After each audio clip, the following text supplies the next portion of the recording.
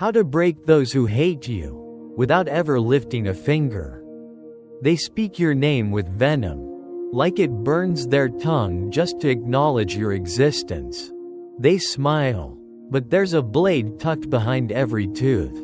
They mock your silence, mistaking it for cowardice. They want you furious. They want you shattered. They long to know that they still haunt you, that they still live in your mind, that you still bleed for what they once did. But you don't give them that satisfaction. Not because you're weak, not because you're afraid, but because you've discovered something deeper, something darker, a truth most never find. The most devastating blow is not revenge, it's transcendence. To truly wound those who hate you, don't fight back. Rise. Rise so far, so high, that they can't even reach the ground beneath your shadow. We do not play the fool's game of vengeance. We don't scramble for applause or try to even the score. No, we let them scream into the silence. We let them swing at ghosts. We let their bitterness echo back at them like wind against a mountain. And in that unbearable emptiness, they suffer more than any blade could ever inflict. Here are 4 brutal, beautiful ways to destroy your enemies, without ever raising a hand. 1. Stay unshaken when they try to shake you. They throw stones. They shout slurs. They prod your wounds, hoping for an explosion. Why? Because your rage would mean they still matter. Your anger would prove they still have power. But you don't move. You don't flinch. You don't blink. And in that stillness, they begin to unravel. They need your reaction like fire needs oxygen. Your silence, your restraint, it's not passivity. It's dominance. It's mastery over the one thing they will never control, your inner world. Epictetus once said with chilling accuracy, "It is not he who reviles or strikes you who insults you, but your opinion that these things are insulting."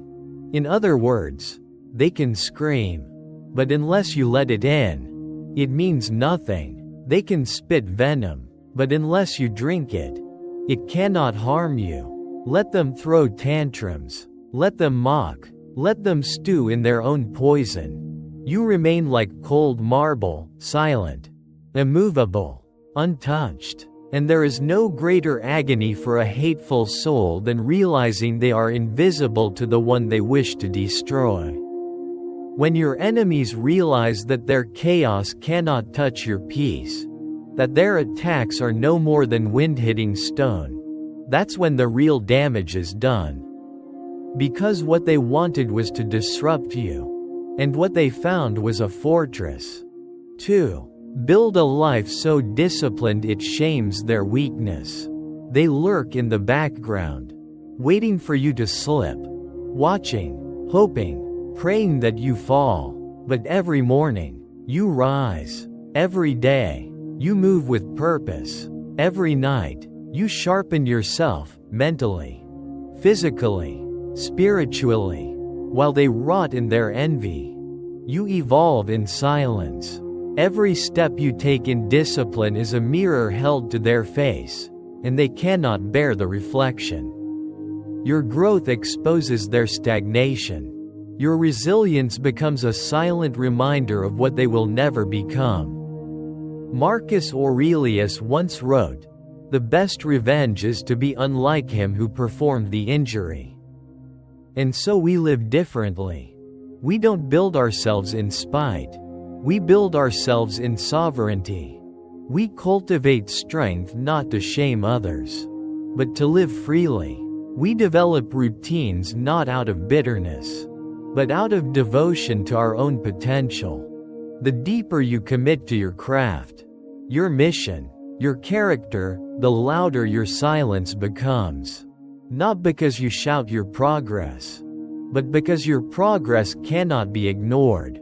The life you're building becomes undeniable, even to those who wish it would crumble. Nothing cuts deeper than watching someone you tried to destroy become someone you're no longer even worthy to stand beside. And the most brutal truth?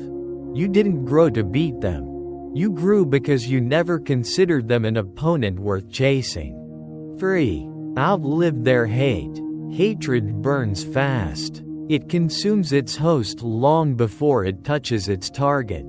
And in time, those who rage against you will be left scorched and hollow, undone by the fire they kept feeding. But not you. You endure. You outlast. You do not live in reaction. You live in purpose. While they spend their days rehearsing old grudges, you spend yours building new realities. While they cling to bitterness, you create joy. While they are frozen in the past, you are moving toward the future. Seneca warned us wisely. How much better to heal a wrong than to avenge one? Because vengeance is a detour. It takes you away from your purpose. It derails your destiny. And the cost of revenge is always greater than the price of peace. You don't run after them. You don't stoop to their level. You let time do what it always does, reveal. Years pass. Your name is associated with growth, with strength, with leadership. Theirs, still trapped in whispers, in old wounds, in stories that no longer matter. And that is the deepest cut. To not only survive your enemies but to outgrow them, to become someone so whole, so complete, that they can no longer reach your name, let alone your mind, is the most powerful victory of all. 4. Forgive them, publicly, and mean it. This is the final strike. The most merciless mercy. The kindest, coldest blade. Not a shallow, "I forgive you," used to appear noble. No, a true, clear, powerful forgiveness. One that comes from strength, not submission. You stand tall, look the world in the eye, and say, "You cannot make me hate you. You are not powerful enough to control my heart." When forgiveness comes from power, it wounds more deeply than any revenge ever could. It says, "I'm no longer haunted. You no longer have space in me. You are no longer a threat." Monimus Rufus, teacher of Epictetus, once said, "It is not enough to refrain from harming others. We must also not wish them harm." That is the razor's edge. That is the discipline of the wise. To not only walk away, but to bless as you do. When you forgive, you remove the last weapon your enemy holds. They cannot control your anger. They cannot provoke your guilt. They cannot own a corner of your thoughts.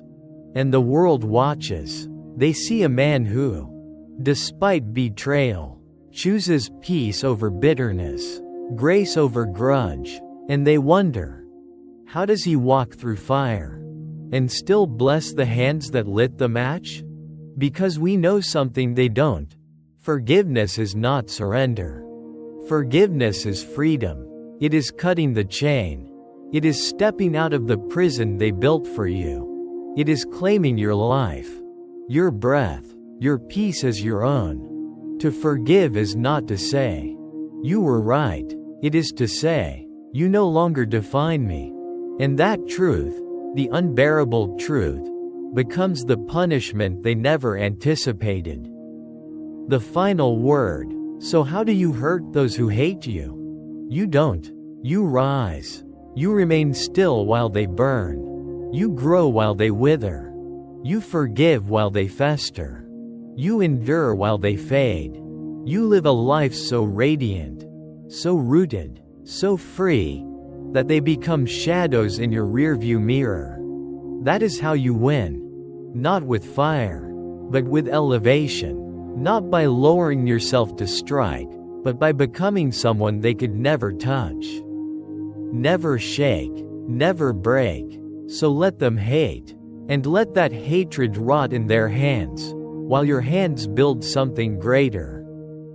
Because peace, earned through discipline and clarity, is the most painful weapon of all.